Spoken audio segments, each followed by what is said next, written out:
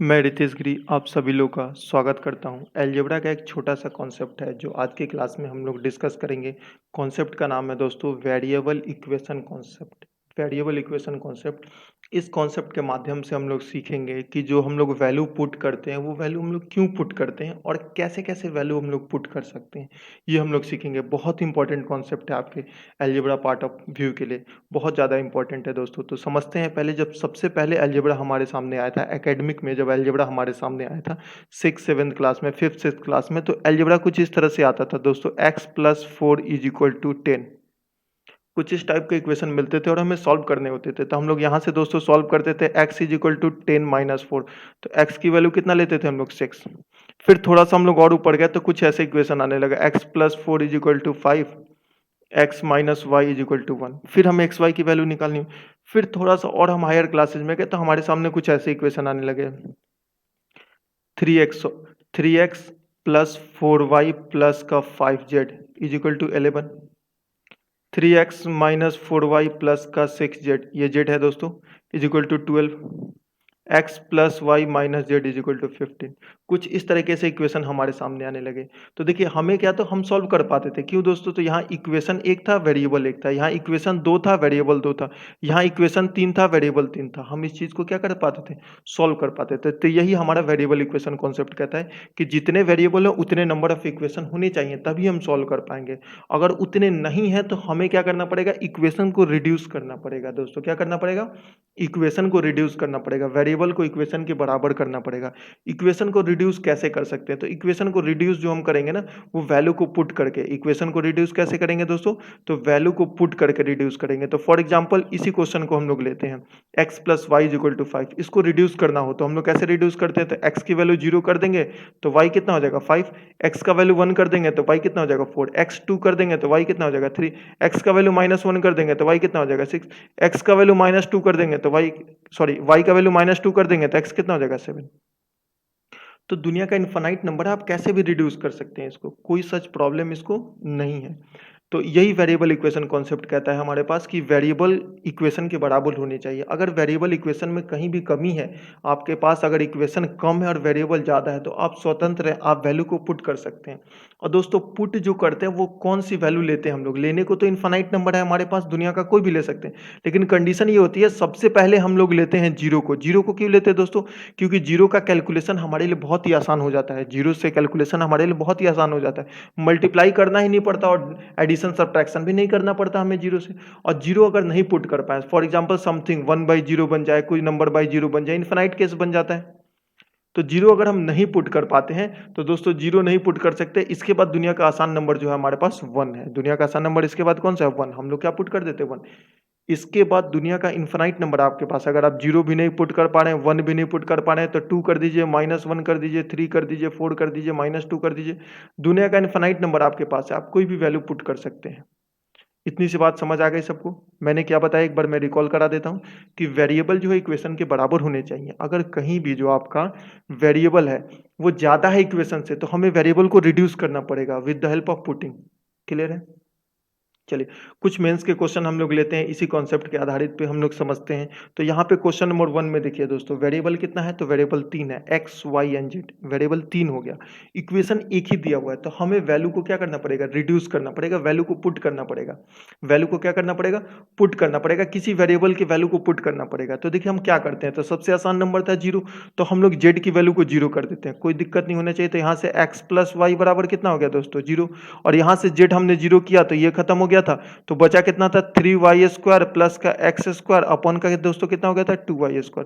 अब समझिएगा, अब हम y अगर पुट करेंगे तो x निकलेगा, या x पुट करेंगे तो y निकलेगा। तो फॉर एग्जांपल अगर हम y की वैल्यू ले लेते हैं 1, तो x की वैल्यू कितनी हो जाएगी, -1। हम x की वैल्यू कुछ और नहीं ले सकते, क्योंकि x प्लस वाई जीरो होना चाहिए, दोनों का सम जीरो ही होना चाहिए। तो y 1 करते हैं तो x कितना हो जाएगा, -1। क्लियर है? तो यहाँ से 3 इंटू वन का स्क्वायर 1 और -1 का स्क्वायर भी 1, तो 3 + 1 4, और ये 2 इंटू वन कितना हो गया, 2। तो 4/2 आंसर कितना आ गया, 2। अब किसी के मन में सवाल आ रही हो, सर जेड को ही आपने जीरो क्यों किया? कोई दिक्कत नहीं है, आप जेड को जीरो नहीं करके आप किसी और को जीरो कर लीजिए या कोई और वैल्यू पुट कर दीजिए। पहले मैं जीरो दिखाता हूँ, फिर दिखाता हूँ कोई और वैल्यू पुट कर दीजिए, कोई सच प्रॉब्लम नहीं हो, क्योंकि इक्वेशन एक है, वेरिएबल 3 है, सॉल्व तो हम कर ही नहीं पाएंगे, हमें इक्वेशन को रिड्यूस करना पड़ेगा वैल्यू पुट करके। तो हम लोग फॉर एग्जाम्पल हम लोग वाई को जीरो कर देते हैं। किसको जीरो कर देते हैं? वाई को जीरो कर देते हैं। तो देखिए वाई को हमने जीरो किया यहाँ से, तो कौन कौन से टर्म जीरो हो जाएंगे? तो ये जीरो हो जाएगा, ये जीरो हो जाएगा, बचेगा कितना दोस्तों? तो एक्स स्क्वायर प्लस का जेड स्क्वायर अपॉन का माइनस एक्स जेड। और फिर से अगर हम z की वैल्यू लेते हैं 1 तो x कितना हो जाएगा? तो x बोलिएगा -1, क्योंकि दोनों का सम 1 होना चाहिए। तो 1 का स्क्वायर भी 1, -1 का स्क्वायर भी 1, और 1 इंटू माइनस माइनस ये -1 हो जाएगा, -1 x का वैल्यू -1 इंटू 1, तो ये +1 हो गया, 1 + 1 आंसर कितना हो गया? 2। देखिए रास्ते बदल गए पर मंजिल आपकी वही रही, रास्ते बदल गए मंजिल आपकी वही रही। आप लोग सोच रहे होंगे ना नहीं सर ये हम नहीं, जीरो पे हम कंफर्टेबल नहीं है, जीरो नहीं किया, कोई और वैल्यू रख लीजिए, 1 रख दीजिए, 2 रख दीजिए, 4 रख दीजिए, दुनिया का इनफाइनाइट नंबर आपके पास है, कुछ भी रख सकते हैं। फॉर एग्जाम्पल x को 2 रखा तो ये -1, ये -1, ये -2 रखिएगा तो ये 1, ये 1, ये 4 रखिएगा तो ये -2, -2, ये 4 रखिएगा तो -1, -3, दुनिया का इनफाइनाइट नंबर आप कुछ भी रख सकते हैं, तीनों का सम कितना होना चाहिए? जीरो होना चाहिए। चलिए moving to our next question. देखिए ये भी बहुत प्यारा क्वेश्चन है। वेरिएबल कितना है दोस्तों यहाँ पे? तो वेरिएबल आपके सामने 3 है, x1, x2 और x3। इक्वेशन कितना दिया हुआ है? तो इक्वेशन एक ही दिया हुआ है, वेरिएबल 3, इक्वेशन एक रिड्यूस करना पड़ेगा, वैल्यू को पुट करना पड़ेगा। तो कितने वैल्यू पुट करेंगे? 2 वैल्यू पुट करेंगे। तो सबसे आसान नंबर कौन सा? 0, तो 0 को पुट कर देते हैं, कोई सच प्रॉब्लम नहीं है। तो x3 को भी 0 कर देते हैं, x2 को भी 0 कर देते हैं, तो ये पूरा टर्म कितना हो गया? 0। तो यहाँ से जो इक्वेशन बन के आया वो 0 = 4 × 4 + x1। तो दोस्तों यहाँ से x1 की वैल्यू कितनी आ गई? -4। x1 की वैल्यू कितनी आ गई? -4। और यहाँ 1/2 + x1 -4 हो गया, और x2 तो 0 हो गया, तो 1/2 + 0, और x3 भी 0 हो गया, तो 1/2 + 0। तो ये कितना हो गया? -1/2 + 1/2 + 1/2, ये दोनों खत्म हो गया, तो आंसर कितना आ गया दोस्तों? तो +1/2। क्लियर है? आंसर कितना आ गया? +1/2। अब देखिए सिमेट्री से भी इस क्वेश्चन को हम लोग सॉल्व कर सकते हैं। सिमेट्री थोड़ा सा मैं बता देता हूं, बस छोटा सा कॉन्सेप्ट है कि x1, x2, x3 का कॉफिशिएंट भी सेम होना चाहिए, जितने वेरिएबल है उसका कॉफिशिएंट भी सेम होना चाहिए और डिग्री भी सेम होना चाहिए। तो दोस्तों यहाँ पे हम लोग देख रहे हैं ना, कॉफिशिएंट भी सेम है x1, x2, x3 का, और डिग्री भी सेम है, सबका डिग्री 1 है और कॉफिशिएंट भी सबका 1, 1, 1 है, सेम है। तो ये सिमेट्रिकल इक्वेशन है। ऐसे इक्वेशन को क्या बोलते हैं हम लोग? Symmetrical equation. और जब भी सिमेट्रिकल इक्वेशन होता है हम सबको बराबर कर देते हैं, x1 बराबर x2 बराबर x3 कर देते हैं, सिमेट्रिकल इक्वेशन होता है तो x1 बराबर x2 बराबर x3 कर देते हैं। सिमेट्री ऐसे समझिए जो दोस्तों कि जैसे ना एक फादर के 2 बच्चे हैं, एक 6 क्लास में, एक 8 क्लास में है। तो पिताजी अगर 6 क्लास वाले बच्चों को 100 रुपया देंगे तो 8 क्लास वाले बच्चों को कुछ भी दे सकते हैं, 100 दे सकते हैं, 200 दे सकते हैं, कुछ भी दे सकते हैं। पर अगर दोनों के दोनों ट्विंस होते, दोनों के दोनों 8 क्लास में होते, तो पिताजी अगर 8 पहले वाले बच्चों को 100 देते तो दूसरे वाले को अगर 200 देते तो घर में क्या हो जाता? वर्ल्ड वार शुरू हो जाता माता श्री के द्वारा। समझ रहे हैं ना? तो दोनों को उतना ही देना पड़ता है। यही से सिमेट्रिकल इक्वेशन है। जब भी इक्वेशन सिमेट्रिकल होता है हम तीनों को क्या कर देते हैं? बराबर कर देते हैं। तो x1 बराबर x2 बराबर x3, सबको x से रिप्लेस कर दे रहे हैं दोस्तों। किससे? x से। तो यहाँ कितना हो जाएगा? x³ = 4 × 4 + 3x हो जाएगा, और यहाँ से x की वैल्यू आ जाएगी 4। x की वैल्यू कितनी आ जाएगी? 4। तो यहाँ पे हो जाएगा 1 + 2 + 4, 1/2 + 4 + 1/2 + 4 = 3/6। 3/6 का मतलब कितना हो गया दोस्तों? 1/2। कुछ लोग सोच रहे होंगे ना ये 4 हमने कैसे लिख दिया? तो 4 हमने ऐसे रैंडम चेक किया, 0 चेक किया, 1 किया, 2 3 किया, 4 किया, तो 4 हमारे पास आया। क्लियर है? समझ आ गया होगा। रास्ते बदलेंगे पर मंजिल आपकी वही रहेगी, रास्ते बदलेंगे पर मंजिल वही रहेगी। Moving to our next question, question number 3। देखिए इसमें बहुत सारे लोगों को मैंने देखा फॉर्मूला लगाते हुए। फॉर्मूला लगेगा, नो डाउट लगेगा, पर हमें उस पर फोकस नहीं करना है। हमें समझिए जो कॉन्सेप्ट हमने सीखा वो अप्लाई करते हैं, लगेगा कि नहीं। पहले सबसे इंपॉर्टेंट चीज क्या है? वो लगेगा कि नहीं। तो इक्वेशन कितना है? 1, वेरिएबल कितना है? 2। तो कॉन्सेप्ट लगना ही लगना है, क्योंकि इक्वेशन की कमी है। तो हम क्या करते हैं? वैल्यू को पुट कर देते हैं। अब देखिए दोस्तों, एक को अगर हम पुट करते हैं, समझिएगा, तो ये टर्म 2 टर्म खत्म होगा, बचेगा कितना हमारे पास? 3 टर्म बचेगा। तो इस दोनों को हटा के, और 3 जगह बी है, निकालना थोड़ा सॉल्व करना मुश्किल हो जाएगा।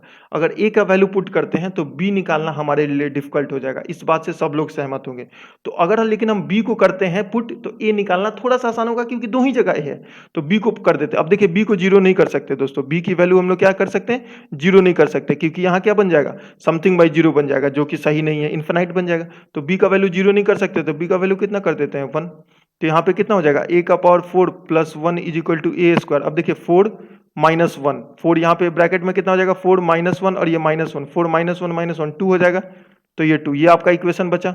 अब यहां से देखिए a का वैल्यू 0 अगर रखते हैं तो नहीं सेटिस्फाई करेगा, a का वैल्यू 1 रखते हैं तो 2, 1 + 1 2, 2 बराबर 2, तो a का भी वैल्यू कितना आ गया आपका 1 आ गया, a भी 1 आ गया और b भी 1 आ गया, तो a 1 + 1 बराबर आंसर कितना आ गया 2। दोनों 1 1 नहीं रख सकते, हम एक को 1 रखा हमने, b को फिर a की वैल्यू हम लोग निकालें। समझ रहे हैं? क्लियर है? चलिए moving to our next question. बहुत ही प्यारा क्वेश्चन है दोस्तों। देखिए इस क्वेश्चन से आपको अच्छे से कॉन्सेप्ट क्लियर हो जाएगा वेरिएबल इक्वेशन कॉन्सेप्ट है क्या। तो देखिए इक्वेशन है हमारे पास दो, इक्वेशन है दो, ये इक्वेशन नंबर 1 और ये इक्वेशन नंबर 2, और वेरिएबल है 4 हमारे पास। वेरिएबल 4 कौन कौन सा, ए बी और एक्स और वाई, तो वैल्यू तो हमें पुट करना ही पड़ेंगे। अब दोस्तों देखिए ना, अगर हम एक्स और वाई को पुट कर देते हैं तो ए और बी निकालना थोड़ा सा डिफिकल्ट हो जाएगा हमारे लिए। क्यों दोस्तों? क्योंकि ये बड़ा सा टर्म जो दिया है ना, ये बहुत बड़ी समस्या करेगा हम लोगों के लिए। लेकिन अगर इसी टर्म को हम लोग हटा देते हैं, जो टर्म समस्या कर रहा है ये बड़ा सा टर्म, इसी को हटा देते हैं तो चीजें हमारे लिए आसान हो जाएंगी। चीजें हमारे लिए क्या हो जाएंगी? आसान हो जाएंगी। तो पहले सबसे पहले 6 टर्म हमारे सामने देखिए, 1 2 3 4 5 6, सबसे ज्यादा समस्या कौन सा कर रहा है? ये टर्म कर रहा है। तो इसी टर्म को अगर हटा दें तो समस्या आसान हो जाएगा, फिर तो लीनियर इक्वेशन बन जाएगा, काफी आसानी से सॉल्व होगा ये क्वेश्चन। तो एग्जाम में इतना तो हमें पता चल जाएगा देख के कि प्रॉब्लम कौन सा टर्म क्रिएट कर रहा था। उस टर्म को हटाएंगे तो उस टर्म को एक्स वाई से नहीं हटा सकते, किससे हटा सकते हैं? ए बी से हटा सकते हैं। तो ए बी का वैल्यू कुछ ना कुछ पुट करना पड़ेगा दोस्तों, तो ए बी का वैल्यू पुट कर देते हैं। तो फॉर एग्जाम्पल चलिए, हम दोनों को जीरो नहीं कर सकते, ये समझिएगा, क्योंकि नीचे कितना है a² / b², तो हम लोग ए को जीरो कर दिए, तो ए को जीरो किए तो ये खत्म हो गया, ये खत्म हो गया। यहाँ से bx की वैल्यू कितनी आ गई? 0, और a को जीरो किया था हमने, तो यहाँ से by का वैल्यू कितना आ गया? 1। अब देखिए छोटा सा एक कॉन्सेप्ट है, जीरो कैसे बना। मान लीजिए 4 का गुना जीरो में करेंगे तो जीरो बनेगा, या जीरो का गुना 4 में करेंगे तो जीरो बनेगा, या जीरो का गुना जीरो में करेंगे तो जीरो बनेगा। ये तीन ही कंडीशन है जीरो बनने के लिए। तो यहाँ जीरो बना है तो या तो बी जीरो होगा तो जीरो बनेगा, या तो एक्स जीरो होगा तो जीरो बनेगा, या दोनों जीरो होगा तो जीरो बनेगा। पर दोस्तों यहाँ समझिए, अगर बी जीरो होता तो यहाँ ये जो बना है ये 1 नहीं बनता, यहाँ भी कितना बनता है? जीरो ही बनता। मतलब यहाँ से क्लियर है, बी जीरो नहीं है तो बी जीरो नहीं, और ये जीरो बना है तो जीरो है कौन सा?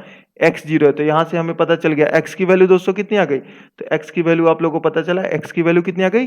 0। तो a जीरो था और x की वैल्यू 0 आ गई, तो ये इक्वेशन कितना आ गया? तो y² × b², इक्वेशन कितना आ गया? y² × b², और yb की वैल्यू 1 है, तो 1 का स्क्वायर भी कितना हो गया? 1। yb की वैल्यू कितनी है दोस्तों? 1 है, 1 का स्क्वायर भी 1 हो जाएगा। अब एक सवाल मन में उत्पन्न होगा कि सर a को ही 0 क्यों करेंगे? ये बहुत बेसिक सा क्वेश्चन है, ए को ही जीरो क्यों करेंगे? ये बहुत इंपॉर्टेंट क्वेश्चन है। एग्जाम का प्रेशर ऐसा होगा कि 4 वेरिएबल में हमने ए को ही क्यों सिलेक्ट किया? ये बहुत अच्छा क्वेश्चन है, इस पे हम लोग चर्चा करते हैं। तो देखिए, हम ये नहीं कह रहे हैं आपको कि आप ए को जीरो कीजिए, बस हमें इतना देखना है। एग्जाम के प्रेशर में सही बात है, हमें पता ही नहीं चलेगा कि ए को जीरो करना है, कि बी को करना है, कि एक्स को करना है, कि वाई को करना है। पर ये हमें पता चलेगा कि जो प्रॉब्लम है इस वाले टर्म से प्रॉब्लम हो रहा है। ये वाला अगर टर्म छोटा होता ना तो काफी आसानी से चीजें हम सॉल्व कर लेते, वैसे ही प्रॉब्लम इसकी वजह से हो रहा है, तो इसको हमें हटाना पड़ेगा। तो इसको हम लोग हटा सकते थे ए को जीरो से, ए जीरो अगर आप नहीं के चाहते तो दूसरे किससे हटाएंगे? तो बी के जीरो से। तो बी को क्या कर दीजिए? जीरो दोस्तों। तो बी के जीरो से भी हटा सकते हैं, तो बी को जीरो हटा दीजिए तो ये जीरो हो जाएगा। तो यहाँ से ए एक्स की वैल्यू कितनी आ जाएगी? 1, और बी को जीरो किए तो ए वाई की वैल्यू कितनी आ जाएगी? 0। अब वापस से वही कॉन्सेप्ट, ए का वैल्यू जीरो नहीं है, ए का वैल्यू जीरो नहीं है, क्योंकि जीरो रहता है तो यहाँ भी जीरो बनता, तो यहाँ से जीरो कौन सा है? वाई जीरो है। तो देखिए वाई जीरो कर दीजिए और बी जीरो कर दीजिए, हुआ कितना? एक्स स्क्वायर है दोस्तों, एक्स का पावर ए नहीं, x² × a², और x की वैल्यू कितनी है? 1, 1 का स्क्वायर कितना हो जाएगा? आंसर 1।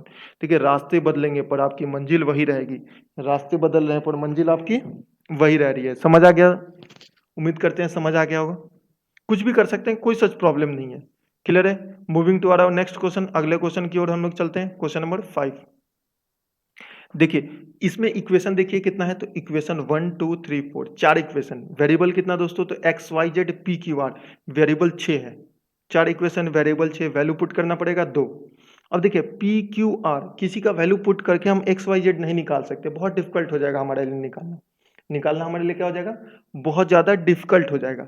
तो हम लोग क्या करते हैं ना, हम लोग एक्स वाई जेड किसी दो का वैल्यू पुट कर सकते हैं और पी क्यू आर निकाल सकते हैं।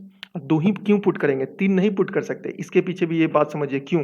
क्योंकि दोस्तों 4 इक्वेशन है और वेरिएबल 6 है, तो 2 ही वैल्यू पुट कर सकते हैं, 2 से ज्यादा नहीं पुट कर सकते हैं। तो 2 पुट कर देते हैं। फॉर एग्जांपल y और z हमने 2 पुट कर दिया, y को भी हमने 0 कर दिया और z को भी 0 कर दिया। तो यहां से ये टर्म 0 हो गया, तो x³ का वैल्यू दोस्तों कितना आ गया? 3 आ गया। और यहां से p की वैल्यू कितनी आ गई? -x। और यहाँ से Q का वैल्यू कितना आ गया प्लस एक्स, P का वैल्यू कितना है यहाँ से दोस्तों, डेट इम्प्लाइड डेट नहीं होगा, इक्वल टू होगा माइनस एक्स, और यहाँ से जेड आर का वैल्यू भी कितना आ गया एक्स, पी क्यूब कितना हो गया दोस्तों, तो minus X cube, Q cube कितना हो गया plus X cube, R cube कितना हो गया plus X cube minus 3, P Q R कितना हो गया, तो पी क्यू आर को आप लोग कितना बोल सकते हैं, x into x into x, x cube होगा माइनस का एक्स क्यूब हो जाएगा, तो ये एक्स क्यूब से एक्स क्यूब कैंसिल, ये माइनस माइनस कितना हो गया प्लस, और 3x cube plus X cube दोस्तों कितना हो गया 4x क्यूब, तो 4 इंटू एक्स क्यूब का वैल्यू कितना 3, 4 इंटू 3 कितना आंसर आ गया 12। उम्मीद करते हैं ये भी क्वेश्चन आप लोगों को समझ आ गया होगा। वेरिएबल इक्वेशन कॉन्सेप्ट लगाया हमने, क्या कॉन्सेप्ट लगाया वेरिएबल इक्वेशन, वेरिएबल कितने थे हमारे पास 6, इक्वेशन 4 था, तो 2 वैल्यू को हमने पुट कर दिया। दुनिया का इनफाइनाइट नंबर आपको पता है, कोई भी आप पुट कर सकते हैं।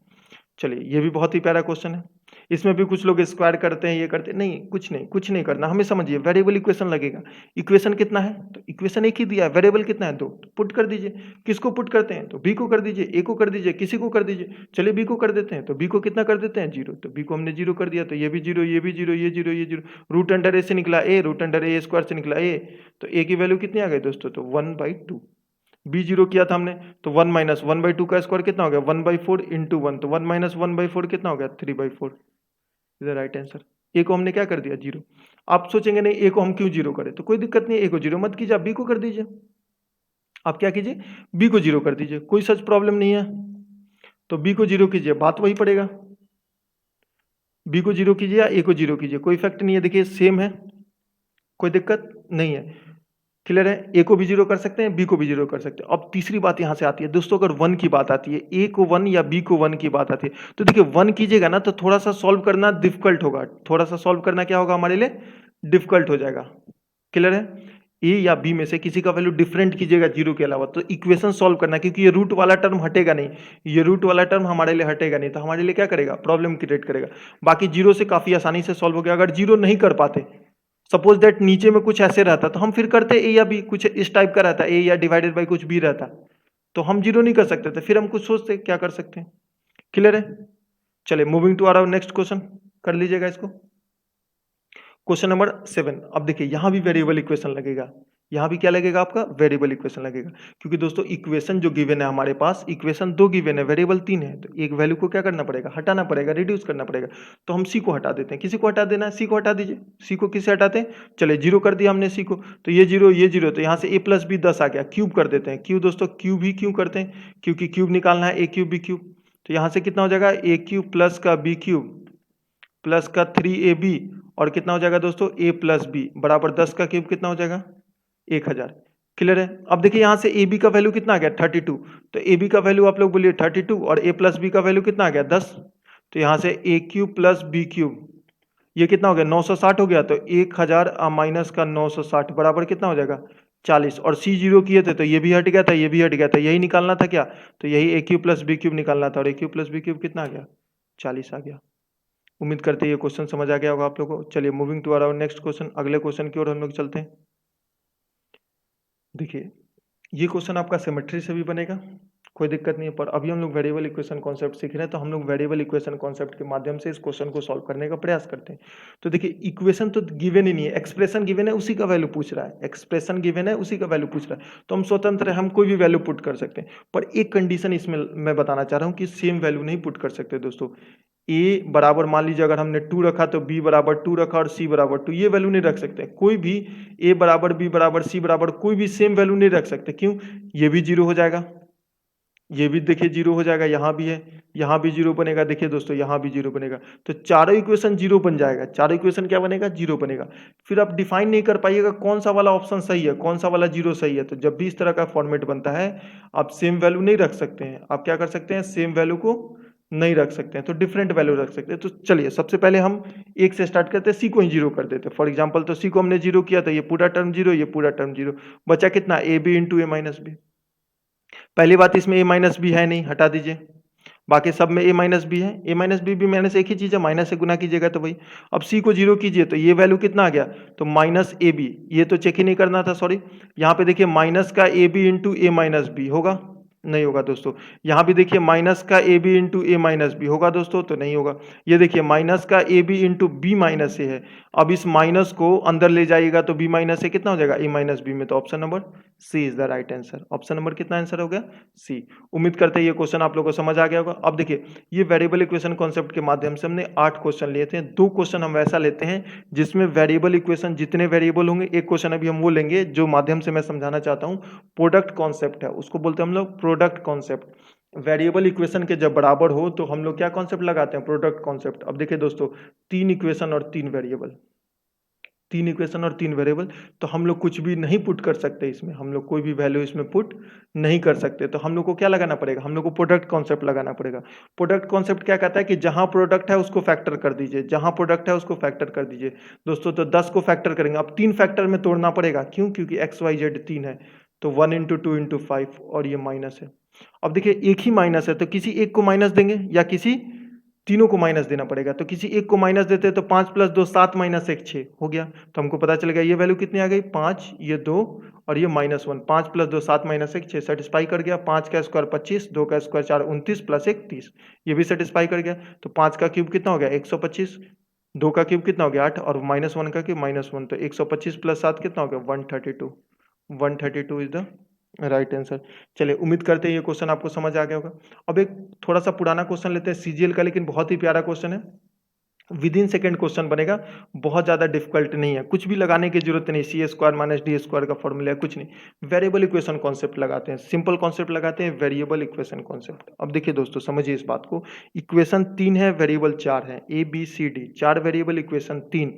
तो वैल्यू को पुट करना पड़ेगा, वैल्यू को क्या करना पड़ेगा? पुट करना पड़ेगा हमें। तो किस वैल्यू को हम पुट करें? तो देखिए दोस्तों सी डी को नहीं पुट करेंगे, क्योंकि सी डी अगर हम पुट करते हैं तो हमें पहले ही डिफाइन हो गया कि हम क्या निकालना है। तो हम सी और डी को हम लोग पुट नहीं कर सकते। तो दोस्तों हम लोग क्या करते हैं, यहाँ से हम लोग b की वैल्यू को पुट कर देते हैं। b को कितना कर देते हैं हम लोग? 0। तो यहाँ से a की वैल्यू कितनी आ जाएगी? तो a का वैल्यू 1 आ जाएगा। तो यहाँ से 1 minus 0 is equal to D by C आ जाएगा। तो यहाँ से c की वैल्यू किसके बराबर आ जाएगी? d के बराबर। तो सी स्क्वायर माइनस डी स्क्वायर कितना आ जाएगा? 0। सी स्क्वायर माइनस डी स्क्वायर कितना आ जाएगा? 0। और हमने किसको 0 पुट किया था? b को। तो b के 0 करने से आंसर कितना आएगा? 0। ऑप्शन मैंने नहीं बनाया, ऑप्शन आपके एग्जाम में आया। तो देखिए ये तो ऑप्शन होगा नहीं, ये होगा नहीं, और ये इनफाइनाइट बन रहा है। तो 0 किससे बन रहा है? इससे 0 बन रहा है। ये तो इनफाइनाइट बन रहा है, ये भी नहीं है, तो ऑप्शन नंबर कितना हो जाएगा? बी।